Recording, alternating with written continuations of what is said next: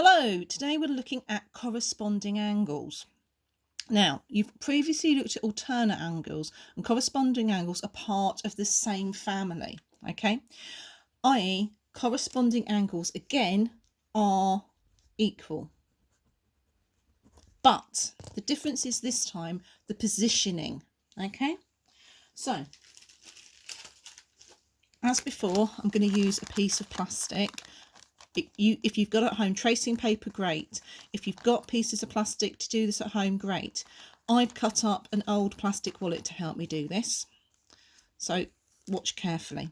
Now, like before, we have a line which goes through the pair of parallel lines. Okay, and I've put my ruler down. Hold on. Don't you just live video lessons? Right, so like I said before, we have a pair of parallel lines, okay, here. And we have a line that cuts through that parallel line. Now, to start, again, I'm going to just take it as colour. I'm not going to worry about any numbers. That will come in time. So I'm going to start by looking at this angle here. Okay? So my acetate's going to go over the top, and I'm going to draw part of the diagram to help me. Okay, so I'm going to draw the transverse line there, and I'm going to draw in the angle. So as you can see, I haven't done the whole diagram, I've just done part of it to help me work out where the corresponding angle is. As before, I'm going to pull the angle down. Okay, now from this we can clearly see that this angle here and this angle here are the same size, and because when you pull it or push it from one following the intersecting line down to the parallel line, we can see that those two are the same. We call these two angles corresponding. Again, I'm not worried about numbers yet. I'm just doing this purely as a diagram. Okay? Same principle on B. This time, however, I'm going to take the angle here. Again, I don't know what it is, but I know where the intersecting line is.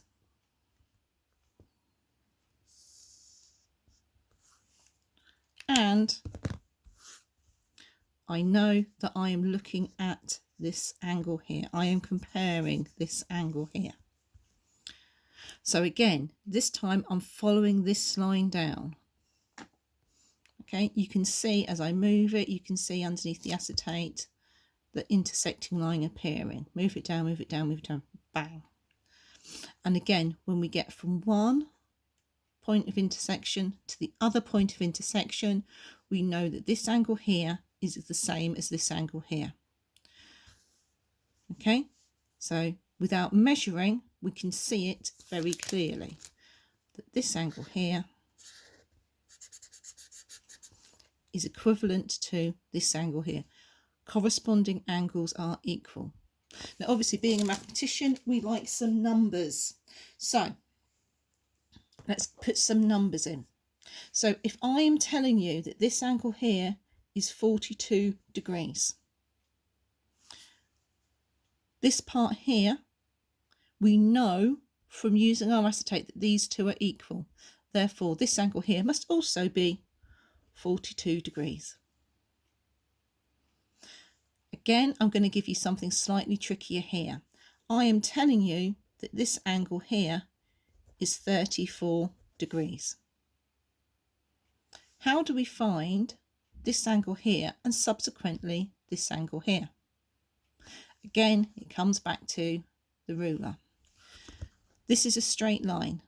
So therefore, we know that that whole angle there is 180.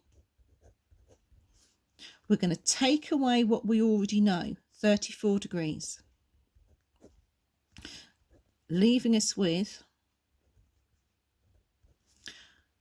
126 degrees. Oops, missed out 2. Squeeze that in. And because of what we've already done, we know that this orange angle here is the same as that orange angle there. Therefore, that angle there must also be 126 degrees. Okay?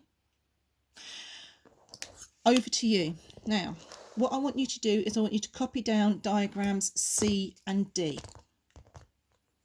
Once you've copied down diagrams C and D, I want you to find a corresponding angle to this angle here, just purely by colour and following down the transverse line. Oops, sorry. Same principle again here. Find the corresponding angle to this one here, again, purely just by colour.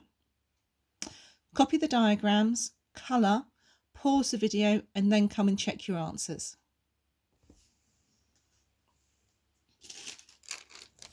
Again, same principle.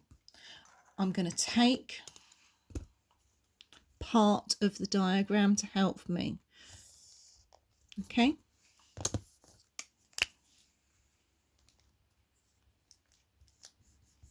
It's there.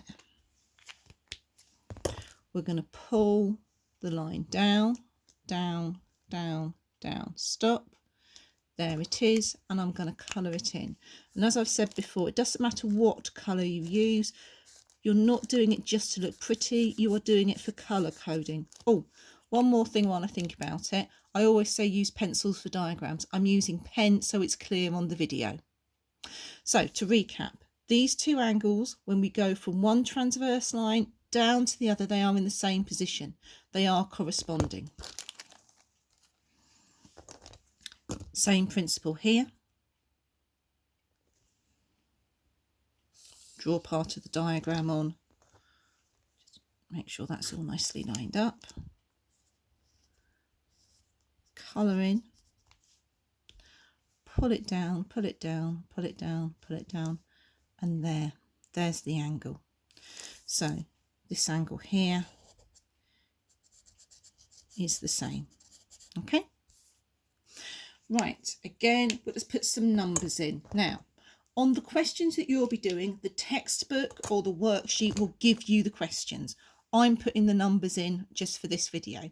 So I am telling you that this angle here is 18 degrees. You need to find this angle here.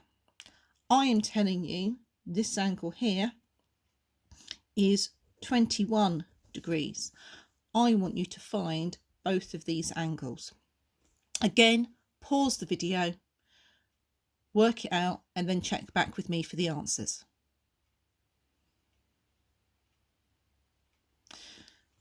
We already know from our diagram that these two angles are corresponding. Therefore, if that angle is 18 degrees, it means this angle here is again 18 degrees. With this one here, we know that this angle here is 21 degrees. We also know that it is a straight line. So the whole thing will be 180 degrees. We're going to subtract the 21, which we already know, and what's left over is what we don't know. 159 degrees. And because we know that these two angles are corresponding, we know that that angle there is also 159 degrees. When you're ready, stop the video and go and do the exercise, or, and there goes the elastic band that's holding the camera, or re-watch the video and go through these angle facts again.